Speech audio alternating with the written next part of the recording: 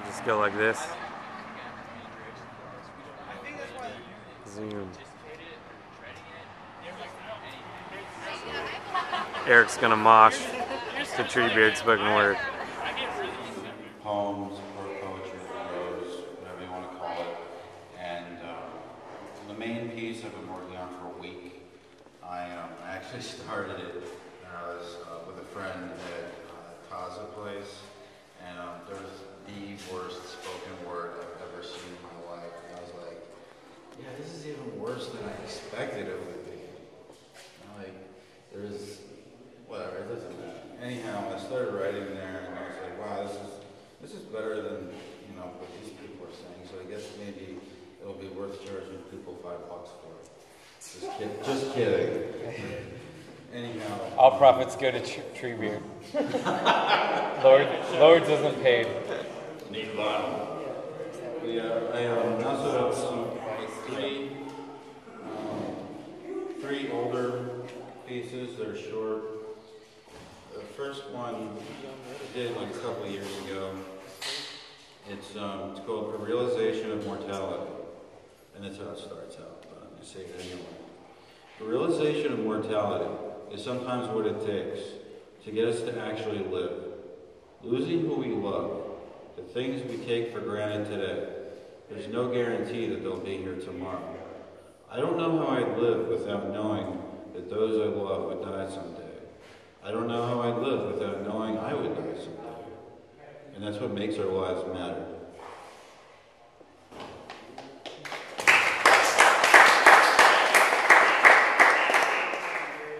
This one's called Untitled Number 1. I wrote it when my parents separated the first time. And it's basically about how I was dealing with that. My words dissipate like breath on a cold winter's day. The halo above my head has changed itself into a noose. And I swing from my family tree. Come and ride. I feel like a stringless marionette, nothing to hold the jumble of me together. I'm merely loose parts, a dried out sack of bones. Throw me into the river of blood so that I can live again and swim the shore. Thank you. This is the last one before the epic opus, whatever. Of course, everyone who does spoken word has a song about necks. That's what this is going to be. 6-year on off again relationship, total hell, still haven't completely recovered from it, whatever. She got married, got divorced, she's a wreck now. I dodged a bullet, but I feel bad for her. Anyway, it's called Dear Anonymous. Emotional prosthetic for the stump of a memory. Apparition of an appendage sends impulses that leave me romancing ghosts and serenading shadows. You've left, but you're still there. Selfishness infected worse than gangrene, so I amputated my dreams with a chainsaw, but cut off much more than my wings. My blood poured out onto the ground and dried the dust. My love for you is like a phantom limb. Thank you. I haven't titled it, but this is the longer one, so just bear with me. I remember going to Sunday school at church. Stories about wars, prophets, kings, miracles.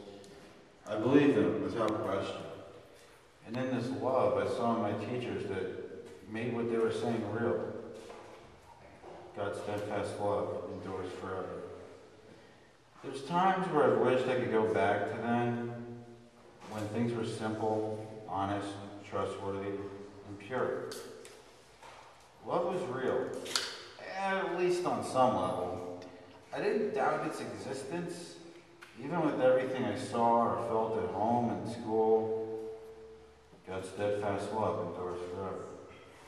And then one day, everything changed. I was exposed to what they call reality, whatever that is. As if it was was something different than what I'd been living in before, as if it held a higher form of truth or enlightenment, and it called into question the love that I had learned. Did God's steadfast love endure forever? What I believed, or thought I did, was twisted, warped, and shattered, much like my spirit. God's steadfast love endures forever?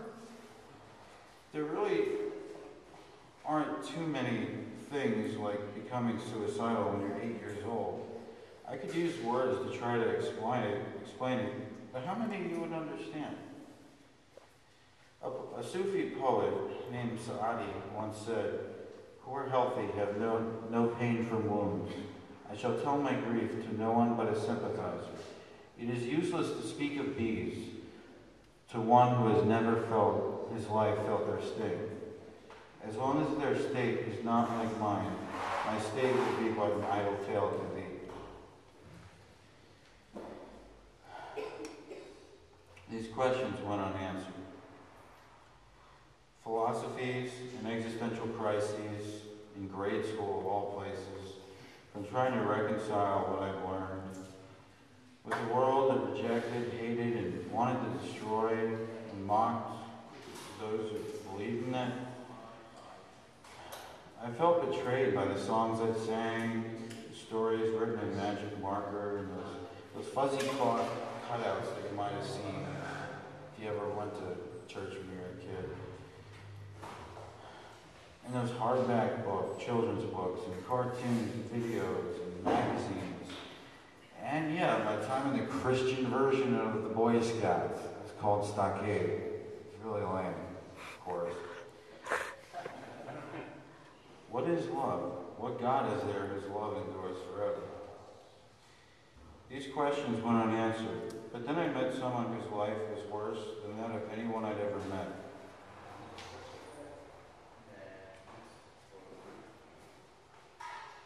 Sorry.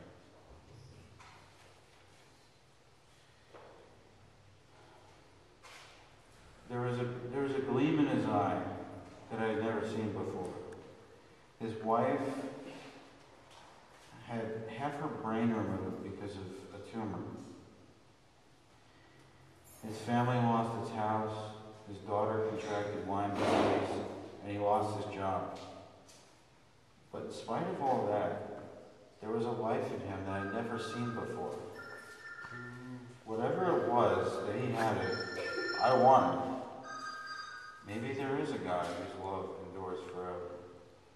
So one day, in late November of 1994, in the middle of folding clothes, as I pushed a drawer of them shut, I said to Jesus, "Okay, I've never met someone my age who took me seriously, but I believe in you. And if that means I'm the only person my age who does that, I'll accept that." Suddenly, something inside of me awakened. Something that had laid dormant my whole life came alive. And I felt it spring up and flower inside of me. And for the first time in my life, I felt content. Surely, his steadfast love endures forever. The love I'd felt and learned, the ancient truths, they never left. They called out to me every day. And once I was willing to listen, I heard them. Because his steadfast love endures forever.